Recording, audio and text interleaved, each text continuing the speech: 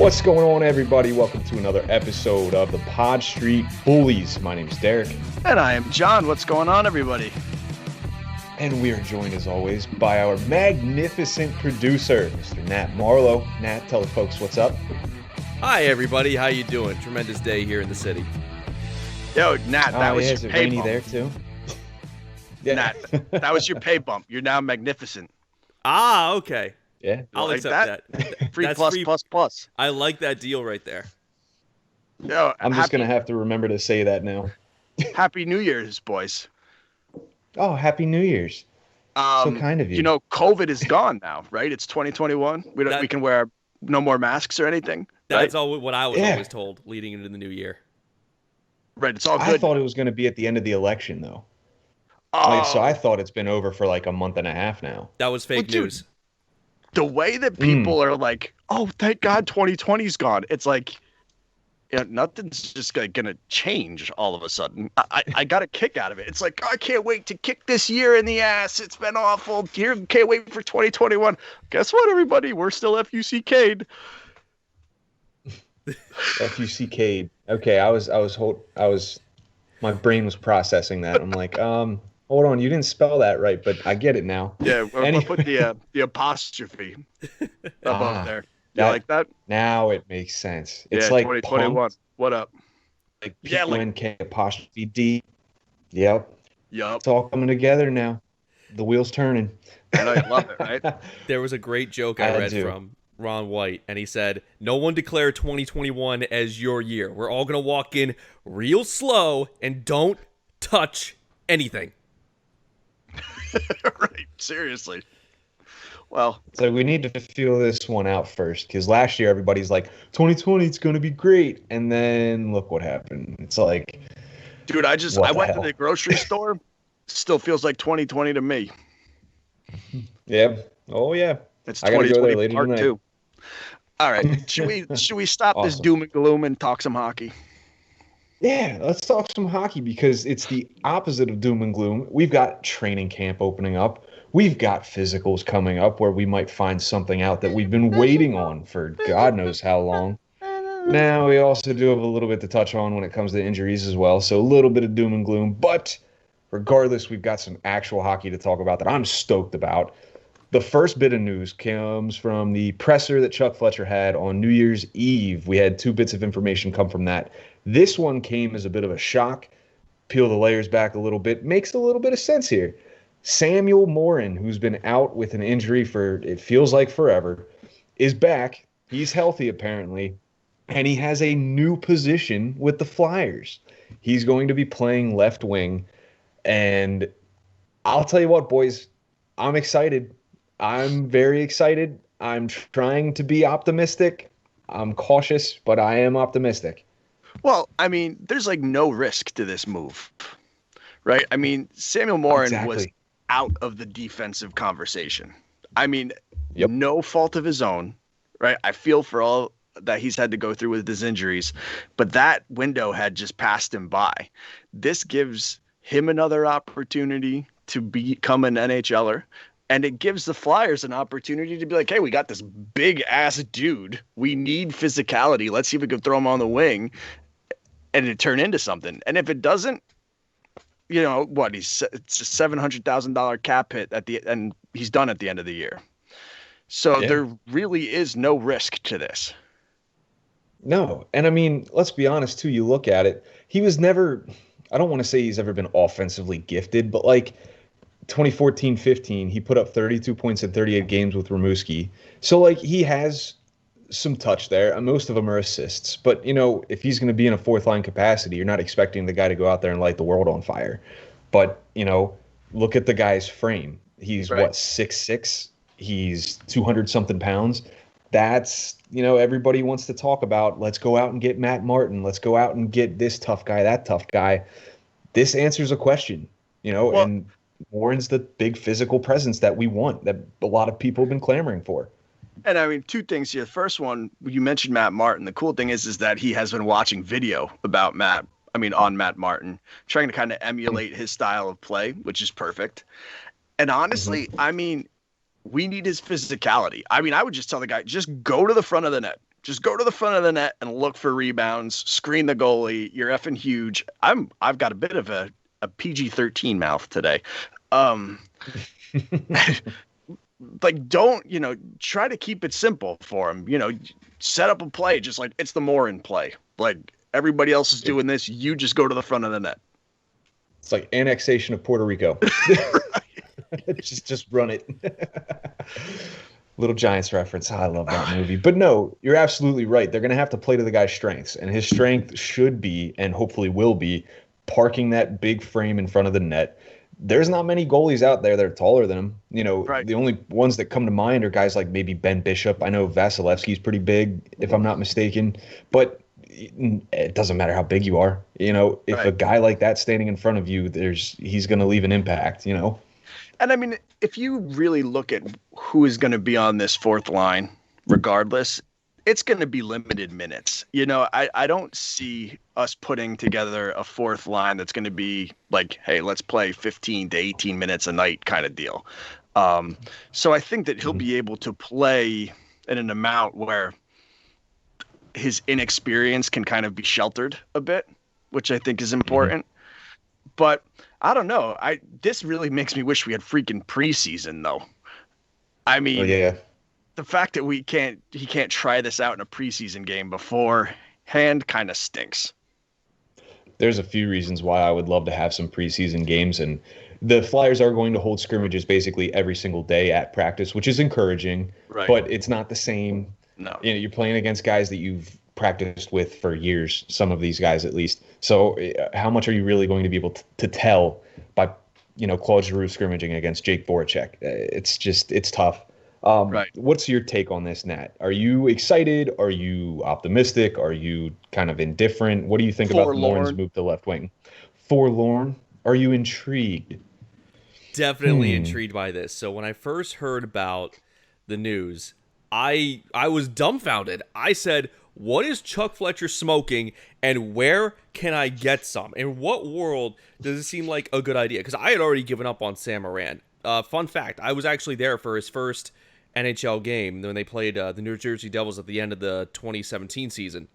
And oh, nice. I liked what I saw at him. I mean, the Flyers sucked that season, so anything new was pretty good. And then after that, it was just nothing could go right for Sam Morin. He broke both of his ACLs within the time span of a year. One time, I believe he was literally getting out of his car and he breaks his ACL. It's like, how does that even happen?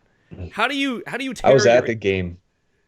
I was at the Hershey Lehigh Valley game where he injured, I think it appeared to be his shoulder at least. But I think now it came out it was his ACL or something. And you could see it when he came off the ice. He was pissed. I mean, slamming the stick, the way he was walking, he was upset. And yeah, that was the second ACL. So it's like, and tearing I tore two in a one year. ACL and I was furious. Yeah, like I was furious after tearing one. I could imagine my thought process after tearing a second. Like I'd be furious. And like going through, and I don't play hockey. Going through a knee injury, like I've never torn my ACL, but like you've torn an ACL. Like I've heard that's one of the most painful feelings you will ever go through. Like, how accurate is that, Derrik? Yeah, yes and no. I think what adds to the pain is the fact that when you tear it, you tore it. Like it's that pop. And as soon as you hear that pop, it's just, and it's like the fear, it's the shock, it's everything all in one. It's all balled up. And I'm like, when I did it, I was playing flag football. So I dropped back, I threw the ball. When I planted my leg, it popped because the field we were playing on was terrible. So as soon as I threw it and it popped, I knew. So I'm pounding the ground. I'm pissed. I'm screaming every four-letter word you guys know. Flag football, yes. I thought you kicked a tape ball. Well, that too. That just re-aggravated it because I was stubborn and I didn't want to go and get the surgery done. You had to get surgery because he kicked a ball of tape, not flag football. The initial injury was flag football. I will clarify, but I re-aggravated it a few times. I think 3 times I actually re-aggravated it. Twice playing football again, and then a third time kicking a ball of tape across the floor at work. But no, it sucks. Like the surgery, it's a process. It is a very long process to get back. My knee's never going to be the same, and I'll probably never play sports again, which sucks. But at the same rate, if that means that I'm able to move somewhat normally for the rest of my life without playing sports and be able to at least like chase my kid around, okay, that's the sacrifice. But 2 ACLs, and with the medical attention that he will have compared to what I had, obviously, I think that this could be better. There won't be as much back skating for him. There won't be that type of strain on his knees. And, imagine he's dumping the puck in and your defenders chasing it, the other team's defenders chasing that down. Are you going to be anxious to get into the corner against Sam Morin? That's what makes this move genius. Yeah. Why not? Stay healthy, though. I mean, that's the big thing here. Everybody's ready to talk about what he's going to accomplish. The guy hasn't really been able to show that he can stay healthy. So let's fingers crossed on that, too. Sorry. Hey. I mean, to continue with the dreariness here, we're going to get to another injury. Krill Ustimenko, it's been announced that he's out 4 to 5 months. He had surgery to repair a torn labrum in his hip. 4 to 5 months will essentially cover the entire AHL season. Presumably, he was going to be the AHL goalie because Lyon will end up on the taxi squad, and they'll need 3 goalies. So Lyon being one of them. That leaves Sandstrom and TBD. There's a lot of, I shouldn't say a lot, there's a few ripple effects that this causes. You're looking at, you don't have to worry about the ECHL, so there's no, there's nobody down there to my knowledge that can even come up. So you're looking at bringing somebody up, a prospect, and there's limited prospects to bring up when you think about it. Who's got the best shot realistically at coming up? Are you going to call over to the KHL, see what Fedotov's up to? Is he going to want to come over? Urson? You're not going to be able to do that. He's entrenched in the SHL season. And he's not signed, I don't think. And he hasn't signed an ELC yet. Right. I've been seeing Roddy Ross's name thrown out there, and I know he's at the skate zone. To me, I'm not ecstatic about that move. I was high on Ross when they drafted him. He was very athletic. I was anxious to see if he could really acclimate himself to the goaltending position and, improve upon that good season that he had with Seattle in the WHL when he got drafted. Bringing him to the AHL is going to be a tall task, and it's not exciting. I'll tell you what I think they should do. I think that they should go and try to grab a NHL veteran who isn't on the team, somebody who probably wouldn't have a job, in a regular season, and make him the third guy and put Alex Lyon back in the AHL. I think of somebody and I might be wrong, this guy might have already signed, but the guy that comes to mind is Ryan Miller. If he's still around, somebody of that caliber, just being like, hey, listen, man, you'll be our third goalie. We'll give you $800K. Who knows? Maybe you'll just practice, but at least there's a little bit more of assurances there. There is one name that I mentioned in my piece that I was intrigued by, and it's in the same breath, having a veteran goalie. Corey Schneider is still available as a third option. Oh, he's not. Who did he sign with? The Islanders. Ah, wonderful. Okay, well, that nixes that name off the list. The other guy that I was going to mention, Jimmy Howard. Jimmy Howard hasn't signed yet, correct? Not that I know of. That's kind of surprising, though. And also Ryan Miller, he re-signed with the Anaheim Ducks. 1 year, $1 million. He re-signed. You and me. He's always been a West Coast guy. I know but I mean, I like the idea of signing a veteran. Having somebody that's proven, having somebody that can step in if need be. Schneider would have been great just because playing with the Devils for so long, he knows the division. So, that type of knowledge would be nice to have. But again, he's with the Islanders, bastards. But yeah, this really puts them in a bind considering their cap situation too. I mean, how much money are they realistically going to have to play with?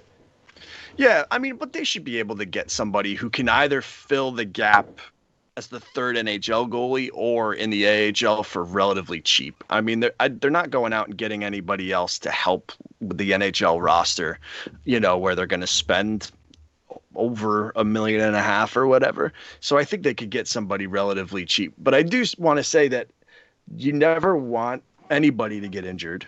But if there was ever a year for Ustimenko to get hurt, this is the one. Seriously though, because the development and all that stuff is all screwed up anyway. You know, if he has to be sidelined, it might as well just be this year, because I'm still not convinced the AHL is even going to happen. Apparently they are. February 5th is the date, but, you know, I don't know. It's so difficult to predict the type of experience that these younger kids are going to have and just how much they're going to gain from a season like this. And if there is an AHL, sidebar here, if there's an AHL, I think that they should bend the rules with the CHL NHL agreement and be like, listen, if the OHL and the WHL aren't happening, the players that we sign should be allowed to go to Lehigh Valley for the year. So like, I do like that. Like Tyson Forrester, you know, and a bunch of other people I can't see, Mason Millman, right? These guys who you have under Zayd Wisdom, the guys you have under contract and they're not able to play. If the AHL happens and it doesn't look like either of their leagues are going to happen, why not? You just bend the rules a little bit. Yeah, I think that would make sense because, again, you know, you want to see what you have in these kids. So bringing them up to a league that's actually playing, you know. At this point, that's all they need to do is play. Yeah.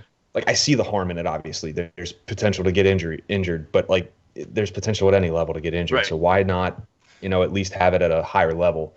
Right. What do you think about this, Nat? Well, considering that it's Ustimenko, I was instantly concerned. And regarding with Sandstrom, it's just, I mean, Sandstrom's obviously the other choice, but, like, isn't he still stuck overseas? Isn't he still stuck in Europe?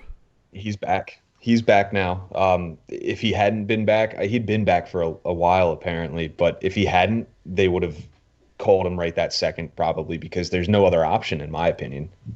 Yeah, and Sandstrom was still putting up good numbers. I mean, obviously, like, down year, and, like, Ustimenko was still coming up.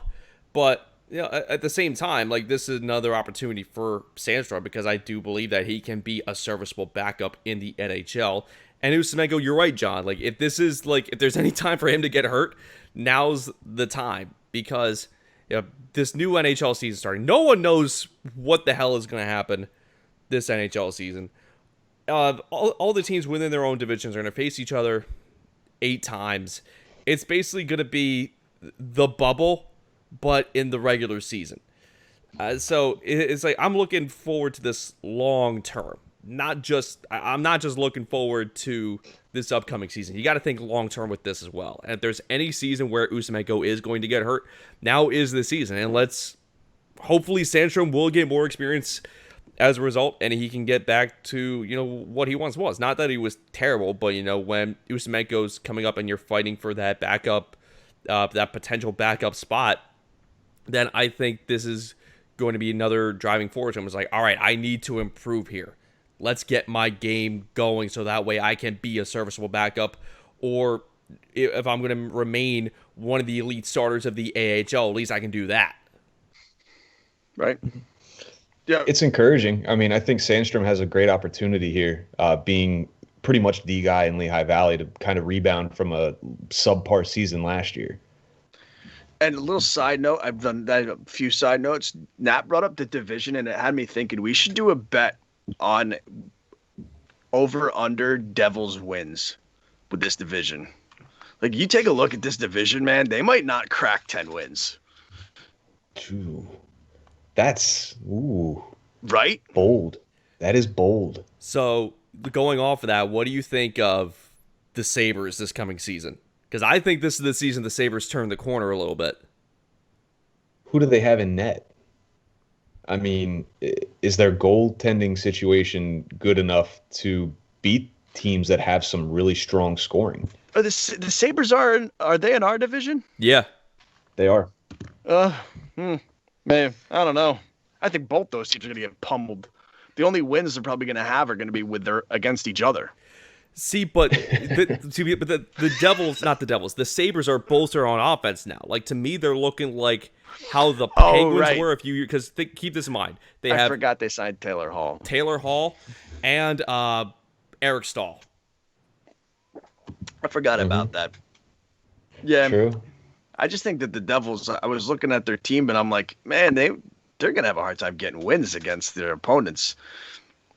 The Sabres have Cody Eakin, as well. They picked him up. That's right. Casey He did sign with Middlestat, Buffalo. Sam Reinhart. Oh. Tage Thompson, Taylor Hall, Jeff Skinner. Oh, guys, they still have Jeff Skinner. Yeah. He's great.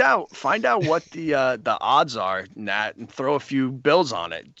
See if you can get a few specialty bets on the Sabres. Their goaltending here, they have Linus Ullmark and Carter Hutton. I mean, Hutton's not We're bad. also we're not a Bills. What's that team called? The Sabres. We're not a Sabres podcast. Let's not spend too much time here talking about an irrelevant franchise that 104 people care about. And I said it. Sean Sabre Couturier fans is not available. Sean Couturier is not available. Anyways, no. Don't get me started on anything Eichel. else on the anything else on the Ustimenko front here? I mean, I say that's pretty cut and dry here. Yeah, it sucks, but that'll be all right. There. Agreed. Now let's get to some Flyer stuff that's actually going to affect the team. Gonna be all right. Rockabye. Everything, in fact, was not all right. We actually have some questions to address here. One of them is, why is John still singing? That's a stupid song, too. That guy's like talking the whole time. All right, anyway, keep going.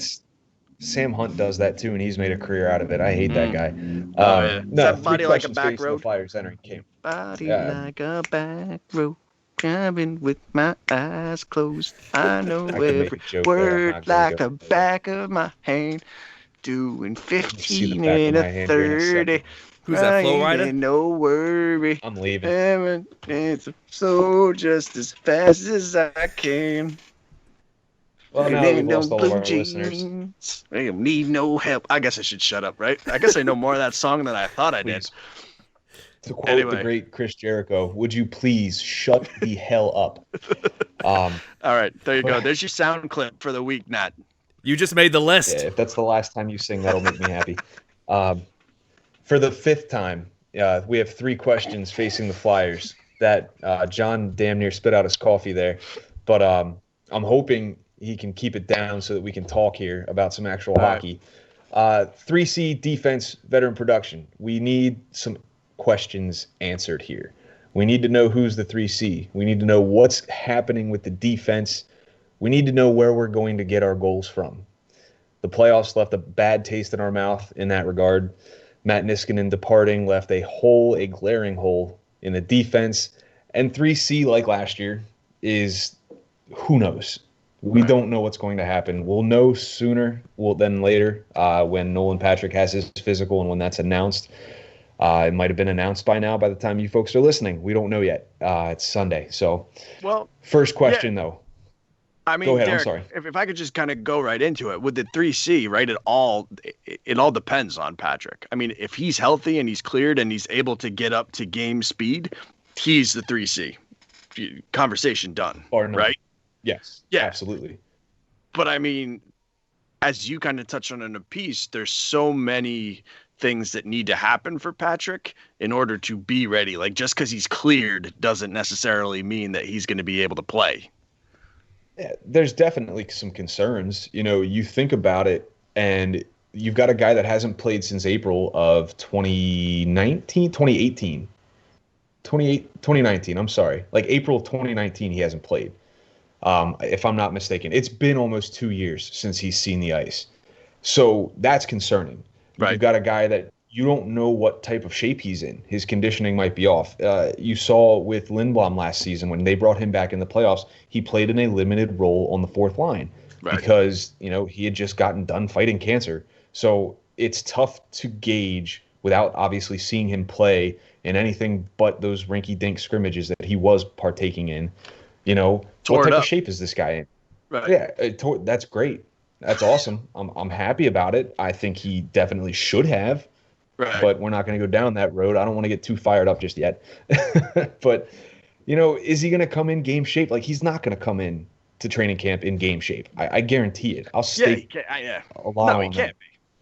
Right. No, I mean, and that's where having the AHL would be very important. I mean, if he could just do, or preseason games, right? Like we mentioned before, just some sort of rehab stint because these, and that's not going to happen.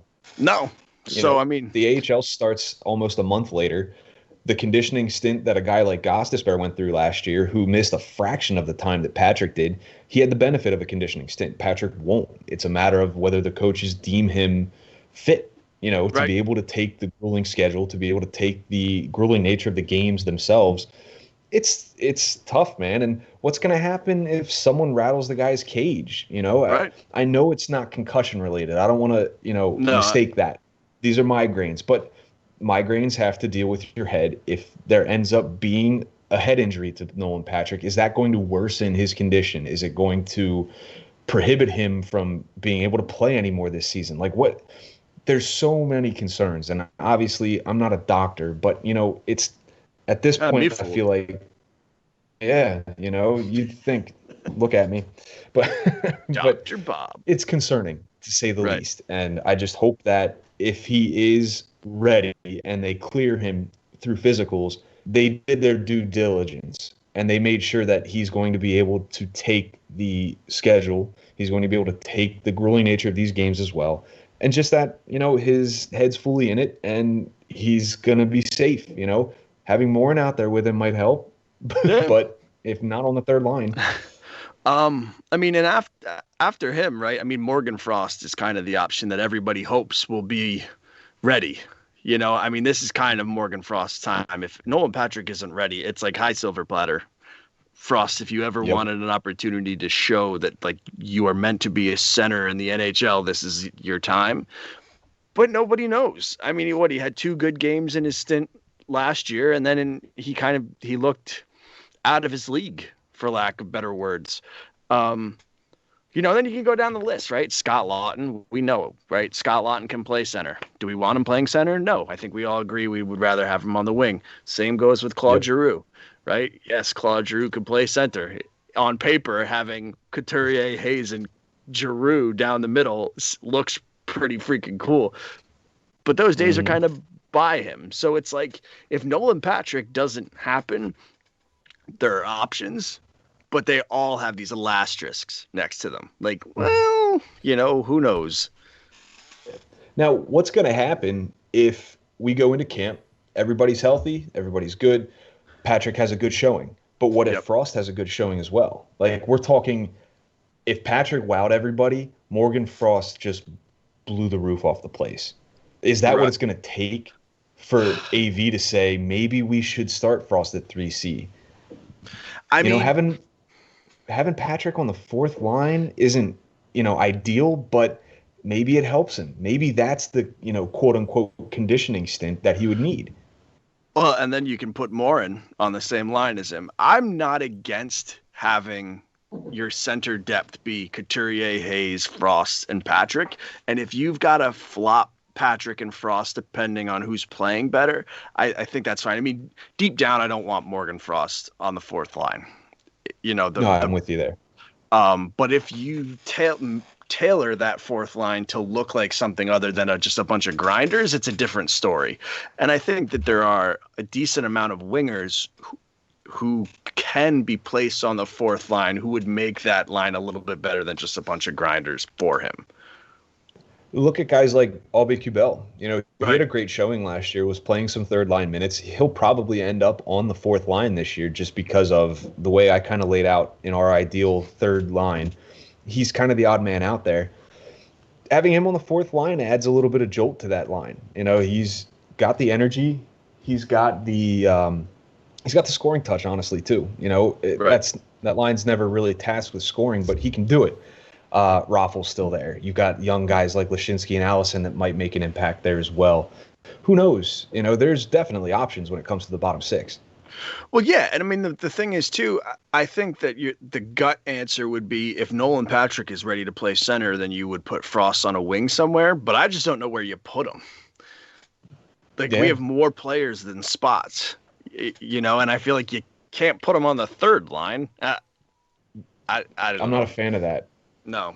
I mean, you put him on that's inexperienced. You've got a young guy in Patrick, a young guy in Frost, and then presumably maybe a young guy like Farabee. You don't want 3, for lack of a better term, inexperienced compared to some others.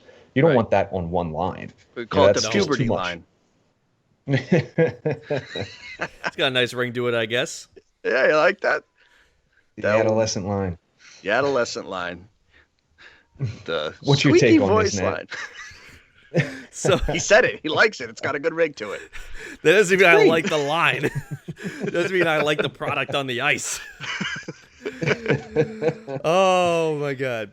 But again, there are concerns with Nolan Patrick, but I'm not as concerned this year as I was last year, because I'm almost looking at this like how I see the Ustimenko problem, where if you're gonna have growing pains, I'm not, no pun with that whatsoever, with the migraines and everything.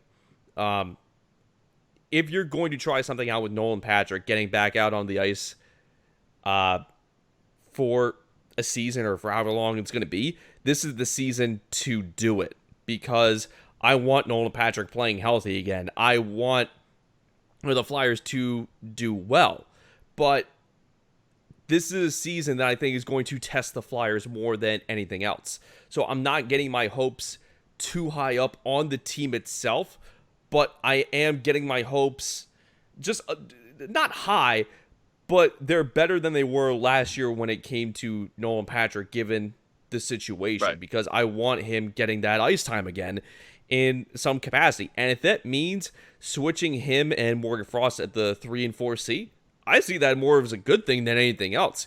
Switch those guys around. Nolan Patrick, if he's not feeling great one night, then put him on the 4C, or scratch him, and then Morgan Frost, put him in the 3C, and he gets a little bit more experience. Because if we're on high as Morgan Frost, as a lot of people are, then we want Morgan Frost to get that experience too, right?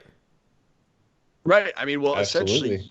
essentially you want to see if, and I hate doing this to the guy who, has had to deal with these migraines, but you want to see if you can replace Frost.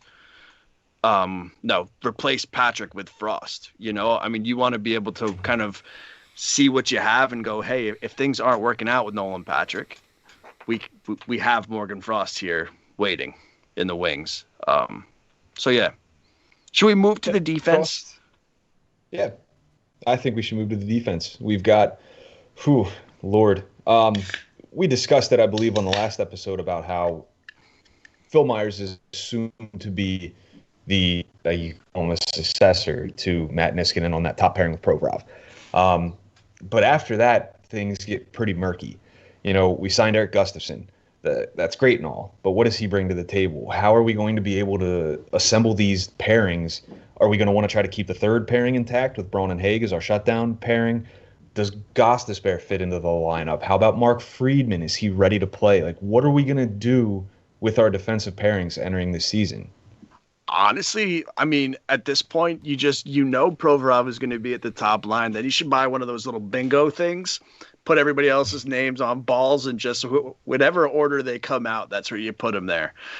I mean, like Provorov and Haig. All right. Honestly, you could do defensive pairings sober or defensive pairings on peyote, and they'll probably be just as logical at this point. You've got Provorov and you've got Myers and you've got Sanheim, and those are your top three defensemen. But there is no proof that Myers is going to be a top pairing D. Sanheim, I really don't. I think the middle pair is his ceiling. On a quality blue line. And then after that, you've just got a bunch of bottom pairing guys, maybe Gustafsson, but we really don't know. And it's like, Shayne Gostisbehere, what in the Sam Hill is he still doing on this freaking team? Because he's nothing more than a bottom pairing, wild card. To me, your bottom pairing, and I know I'm kind of ranting a little bit, your bottom pairing is Haig and Braun, and then figure out who you're putting in the top four with Sanheim, Myers, and Provorov. And to me, you'd have to start with Gustafsson. Yeah. I mean, you signed the guy to $3 million for this year. You're going to play him.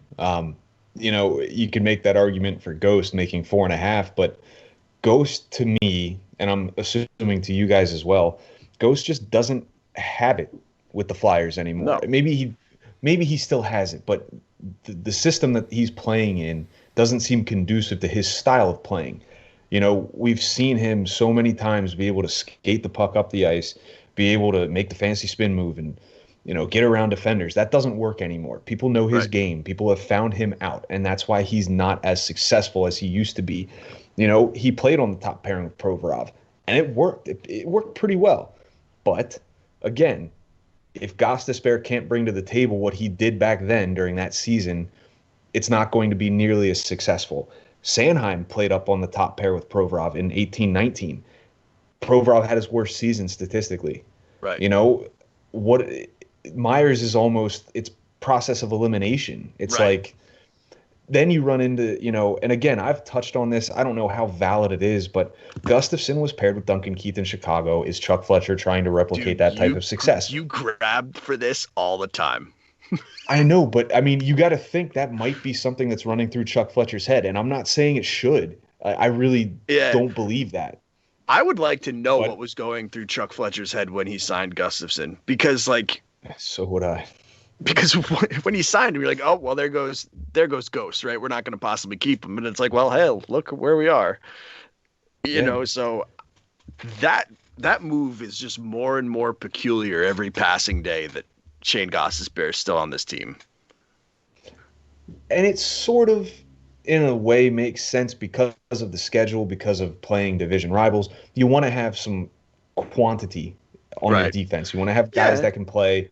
But, at the same rate, it's like the guy that you're going to sit a majority of these games is making $4.5 million. Well, I mean, and look at it this way. It's like you could have 8 pairs of shoes. If all 8 pairs of those shoes have dog crap on them, they're just, they're still just a bunch of shoes with dog crap on them. Valid. I love the analogy. I love that analogy. That wasn't what I didn't think it was going to go that way. I mean, and listen, I know that's being a little over dramatic because I do think that the Flyers have 3 very good defensemen, to have in your top 4. But it's like, and then you have Braun, who I think is a pretty good bottom pairing guy. And then it's just like, I don't know at that point. Like, I really don't know what to make of Gustafsson. And Gostisbehere, if Carson Wentz's relationship with the Eagles is fractured to the point where he needs to go elsewhere, what do you say about Shayne Gostisbehere? I mean, that guy it's been proven over and over again that the organization does not trust him. He does not have what it takes to be a part of this team. He's been in the rumor mill for like 3 years. I think ever since we started this show, we've been talking about him being traded. Like, I think you're right. What do you? It's like you suck. Okay, go play. We hate you. You're nothing but a jerk. But go play. Like, you can't do that. It's so Philadelphia, though. It really is. I know. Yeah, you're not wrong. No, I mean, can you count on a guy like Gostisbehere after so many failed attempts at reviving what he used to be able to do? We saw it last season. He comes in, he has a great game. Okay, pal, you've earned yourself another game. He goes out there, crucial point in the game, he makes a turnover, and just, okay, back on the bench. The leash is as short as it gets with him. Right. And right now that leash is he's up in the press box. As far as I'm concerned. To me, he's like a taxi guy at this point. He's like the 8th defenseman. I'd put Friedman over him. Yeah. I mean, I hope I'm wrong. But whoa. Oh, wow. We're at that point. Oh, I would too. Too. Hands down. How telling Friedman is that? Has been good. Yeah. He's been good in his limited time. Obviously limited time, but I'd like to see more.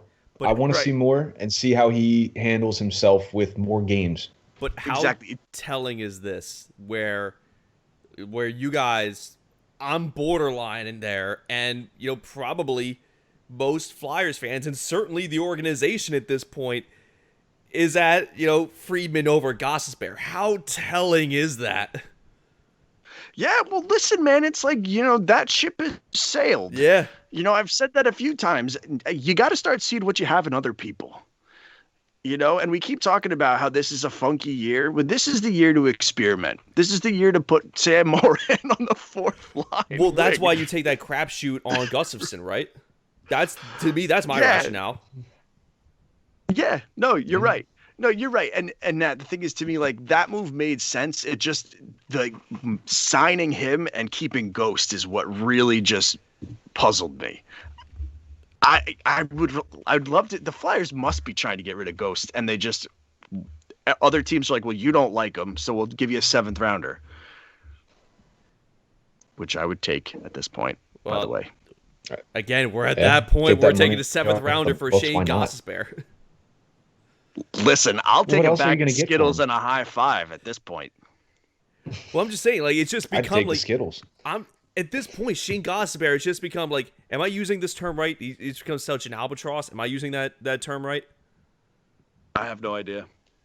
Yeah, potentially. I mean, the contract isn't a JVR contract, but it's definitely $4.5 million isn't anything that, Well, when you're pinched for cap space, anything above $2 million, you're like ready to scoff at quick. It's Andrew McDonald 2.0. That's what Shayne Gostisbehere has become. Like, again, like, how have we gotten to this point? I mean, I guess if you're gonna make anyone Andrew McDonald 2.0, I guess it's Shayne Gostisbehere, and I guess with the direction the Flyers are going, I guess that's a good thing. But man, it's been tough to see. We get that breakout year from Shayne Gostisbehere in 15-16, and it's just, man, how the tables have turned.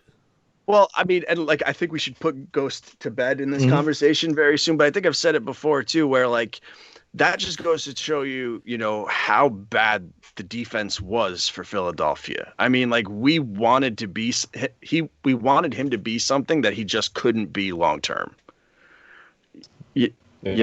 At that point, we just didn't have the Provorovs and the Myers and the Sanheims of the world on the roster yet. And we were hoping that he was like the first part of that. And it just didn't turn out that way. And what sucked about that time in Flyers history was that we wanted, or it's just like, we didn't even want that. We had to make the defenseman offensive defenseman and have zero defense whatsoever. That was why they won so many games in the 17-18 season, coming off of a 10-game losing streak, is because they were like the 3rd top scoring D in the NHL, which was incredible. But, at that cost, they played no defense, and it showed obviously in the playoffs when they got eliminated to Pittsburgh. Now we have a defense core that is able to, score goals, but still play really solid defense under Alain Vigneault. You gotta love that. Right. Yeah. Well, in summation, I feel like what we just said, we'd rather have not Jalen Hurts, I'm sorry, Mark Friedman instead of Shayne Gostisbehere. I'd love that. I'd take Jalen Hurts on the blue line over Gostisbehere. Let's get. I like to see Jalen Hurts on skates. Let's do that. Why not? Sean Couturier looked like a pretty good quarterback in that one picture. I say put him in. Should I make that a Twitter poll? No, so yeah. That'd be a good one. One. Let's get to the next question. We have veteran production. We want to talk about how in the playoffs, the Flyers really didn't get much help from the guys that we honestly should have. Where are the goals going to come from, essentially? Where are we going to get our scoring during the 2020-2021 season? Well, and to kind of just like tweak it a little bit, Derek, if that's okay, when it comes to the veteran players, at least for me, I think of forwards, right? And I think of the big contract guys like Giroux and Voracek and JVR. Those are kind of my big 3. And then you could kind of throw Kevin Hayes in there just because of the size of the contract, and is he going to be able to sustain or build off of his year from last year? But I think it's more just like, not necessarily goal scoring, but just being a positive presence, a productive presence night in and night out. I mean, you look at the playoffs and Claude Giroux and JVR, when we needed them the most, just didn't show up. And I think it sucks that we kind of clump Jake Voracek in with this group, because if you really look at the player that Jake Voracek is and what he does, I don't know if he deserves to be a part of this conversation. He's not a goal. What? No, he's not a goal scorer. So I was going to say I agree. Yeah, I mean, and if you look if you go back and watch how he played in the playoffs, he played well. I mean, he was hungry, he was fast, he was, passing the puck like Jake Voracek does. We just need people to be able to score off of his passes. Mm-hmm. Yeah. There's too many pass first guys on this team. Like we've discussed this. Everybody knows it. This is common knowledge. But at the same rate, look at some of the younger guys that are coming up. You've got a guy like Joel Farabee who has a pretty good shot. I think he could – I'm not talking about, he's going to be our stud goal scorer. But he could complement guys like Giroux and Voracek well on the same type of line. Kevin Hayes, he had 5 more goals than he did assists last year, and he's great shorthanded. So right there covers 2 bases. If James Van Riemsdyk could somehow find his game from 3-4 years ago, it'd be phenomenal. We would have a goal scorer. We would have that 30 goal scorer. I'm not even going to touch 40. He won't get there. But regardless, you'd have 2 guys. Kevin Hayes in a full season, 82 games, he could probably put up 25 to 30 goals. Van Riemsdyk could hit 30. Right there's 50-something goals between 2 players. The goal scoring's there. Konechny too. Konechny can score. Well, to me, the two veterans that are under the biggest microscope are JVR and Claude Giroux. When I look at JVR, I look at trying to find a way for him to play well enough for Seattle to want to take him. And I know that sucks, because if he plays well this season, obviously the Flyers will most likely do better. But we need somebody to relieve us of some cap space. So if he could put up 30 goals and be like, hey, Seattle, check this out, that'd be great. But Claude Giroux, it's I need to find out what he is at this point. And I think the organization really needs to find out, is he still a top line guy or is he a middle 6 guy for the last, 2 years of his contract? And maybe that's too dramatic at this point. But I just feel like, if you look at what he was able to accomplish or not able to accomplish in the playoffs, you need to be able to count on him. And we couldn't. Look at it this way, too, though. I mean, Carolina with Justin Williams, he was their captain. He wasn't, to my knowledge, he wasn't a top-line guy. They had the talent. Were they paying him $8 million a year, though? No, they weren't. That's, again, I'm just using it as an example. Just because you're the captain doesn't mean you need to be on the top line, No, I 100% agree with you, man. But when you're getting paid $8.25 million or whatever it is a year, you should be. Yeah. So I think it's the two things together where it's you are the star of this team. We need you to play as such. And if you can't, then then we just need to reassess. That's not saying Claude Giroux's not valuable to this team, but how valuable is he and what is his actual value at this point? I mean, we see it. His stats declined from last year. He only put up, I'm looking at it, 53 points in 69 games. He was, for the 2 seasons before that, about a point per game player. And he's on the cusp, but he's not there. Right. And from a guy you're paying that type of money, you want to see point per game production. Voracek was 56 and 69. Couturier, Konechny, all your top scorers, they're not at a point per game, but they're close. No. Right. So well, I think that's the knock on Voracek too, right? Is the money. Yeah, same thing as Giroux. He's making just about the same amount of money, and you're getting just maybe a little bit more production out of him. Right. Did you see from his press conference a few people ask questions about his age, and he was like, it was one guy. Oh, was it one guy? Who kept and it was probably the oldest guy there. So I only read the transcript. No, that's not name drop. But you can see all know who he is. He was getting pissed. It's like, he knows it. He's like, shut up. First of all, what's he, 32? I'm going to be 32 in I don't even know how many days. 18? Yeah, I just turned 30. I couldn't go out there and do that, but for him to do it, good for him. Yeah, it'll be interesting. But the Flyers, to kind of put a bow on it before we get to the pop off, the Flyers will only be as good as their veterans allow it. There's a lot of young talent on this team, which is great, but this is still a team that needs to count on its big money players. And if they don't show up, we'll be eliminated in round 1, round 2 of the playoffs. Anything to add to that, Nat? Yes, I think Alain Vigneault has to get this message out to the veteran players, Claude Giroux and Jake Voracek, those two specifically, because those are the offensively minded talents on this team.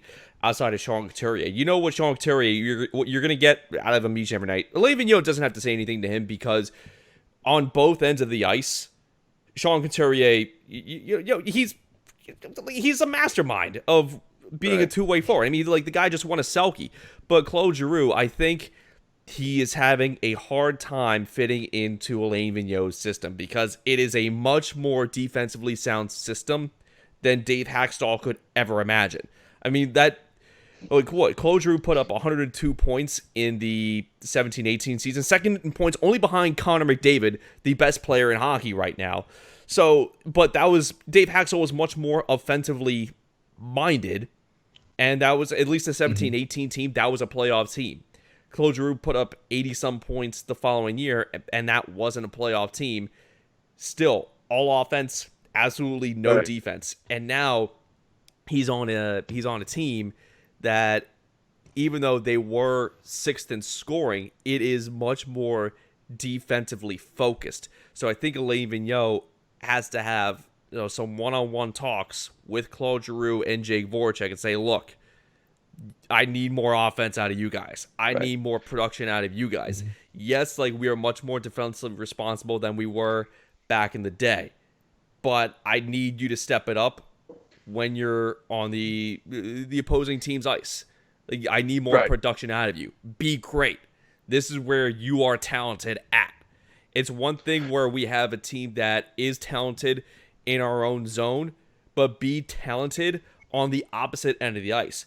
Put more pucks in the back of the net.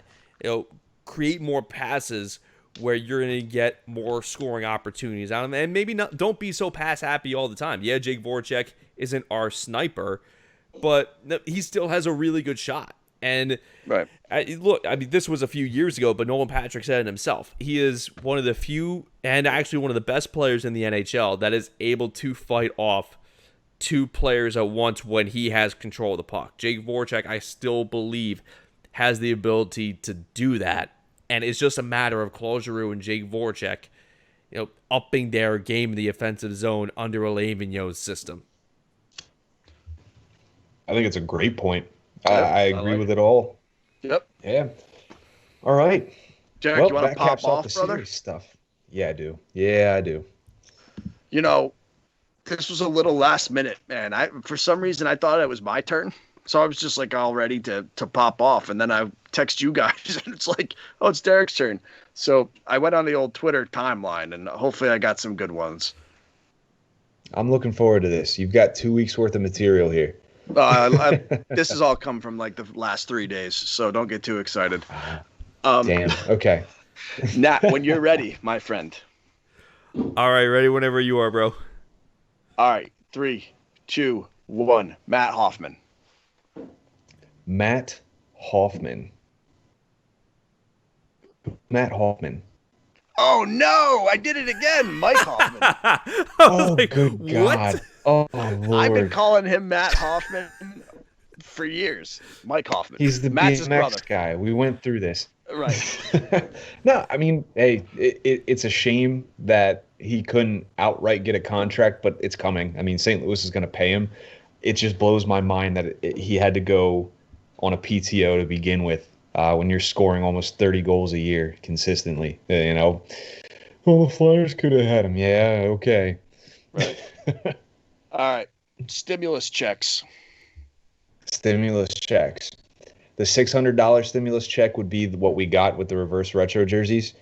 The real $2,000 stimulus check would have been the black jerseys that we all want. And I'm not going to get political with that. I could, but I'm not going to. Right. I mean, I was going to give you the opportunity. McConnell's a dick. I don't like him. Anyways, next one. Okay. Zdeno Chara.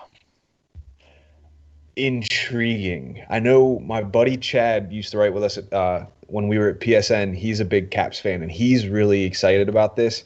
I don't know how much this guy's got left in the tank. I don't think it's much, but having that type of player on the blue line to help some of their younger guys like the Nick Jensens, the Orlovs. I don't think Orlov's very young, but, it could only help, I feel like, and at that cost, good for Washington. Yeah. Not looking forward to playing him 8 times a year. Miley Cyrus. don't ever sing another Stevie Nicks song. That was bad. Like, somebody said, I thought it was pretty good. And I'm like, as good as you could expect. Like, it doesn't do it for me, man. She's sang like 30 different genres of music. It's like, you know what? Pick one. Just be good at one thing. Yeah, be good at one thing. Quit trying to be like a rock star and a pop star and be like, no, I used to be Hannah Montana. I was a country star. Like, listen, Taylor Swift, calm down, stick to one thing, and get better at it before you try other stuff. Agreed. Flyers in 2021. Flyers in 2021. I'm optimistic. I think that the Flyers, although they didn't do a ton to really improve, you're going to see steps forward from their younger guys. I think you're going to see at least one of them break out and solidify themselves as a bona fide top 6 option for the Flyers. Now, whether that's a Frost or a Farabee, I couldn't tell you. I hope it's both, obviously, but like I see Farabee doing that more so than Frost. Farabee's going to be given the opportunity over Frost. But I'm not ready to sit here and tell you they're going to bring home a Stanley Cup, but I think that they can make a run similar to what they did this past year. And if Morin stays healthy and they add that edge, I could see them getting to the finals, at the Eastern Conference Finals at least, because they'll be better suited to take on a team like New York, like the Islanders. All right. Doja Cat. I don't know if I'm pronouncing that right. I don't even know what it is. Like, how are these people becoming famous, one, with names like that, and two, with virtually no talent? I don't know if Doja Cat listens or not, but, you know, you suck. What is it? So what is a Doja Cat? I know what a dojo is. Like, I don't know what a doja is. Is that like the Spanish feminine? I know the A and the O is like the feminine, but masculine. But is he a singer, Derrik, is what I'm saying here? She is. She is. I'm sorry, yes, Doja. She's a singer, a rapper. I don't know. Everybody's a rapper now, apparently. All right. I didn't like it. One more. I don't like it. All right. Assless chaps. I'm a fan. They're not practical. I don't have any personally. But, you know, if I had received one for my birthday gift or something, I probably would wear them. Probably just around the house. Not out in public unless I had jeans on. I don't want to subject everybody to it. Not to mention this isn't a free show. But, you know, I'd probably wear them around the house. I don't see why not. Is there any less practical piece of clothing than pants with no ass? Probably a visor. Oh yes, visor. Yeah, visor. Like then hats are typically chaps. meant to keep your head warm, or then again to block the sun. But it's like, you know, visors just I don't like them. All right, that's it. That's all I got. They're the assless chaps of hats, head coverings. And time. They're capless hats. Capless hats. Oh Lord, that was fun. That was nice to blow some steam off there. All right. All right. Are you feeling up for it, John? You want to tell everybody where they can find us? Sure. You can find us where you listen to podcasts. Simply put, I like it. You can find us on Apple Podcasts, Spotify, Stitcher. I'm never sure with that one. No long speaker. Yep. Anchor is another good one. Google Podcasts. If you Google us, you find like 7 million different links to find the podcast before you even find the website. But I don't know if that's a good thing or a bad thing. You could just Google it. I'm telling you, you got options. Radio Public is another great one. And you can find our written work at podstbullies.com. Yes, sir. Nat, where can they find you, my friend? Well, I am the audio guy, so you can check me producing the one and only Pod Street Bullies podcast, and you can also check me out producing the 76ers podcast, Full Court Press, as well as over at the radio station 97.5 The Fanatic, the flagship station of Flyers hockey, which hopefully will be back soon. Interesting. All right. Well, you can find me on Twitter at PodStreetBob. You can find John on Twitter at PodStreetGove. Nat already told you. You can find us, the Pod Street Bullies, on Twitter at PodSTBullies. And until next week, folks, I will leave you as I've always left you with a Let's Go Flyers. Bye now.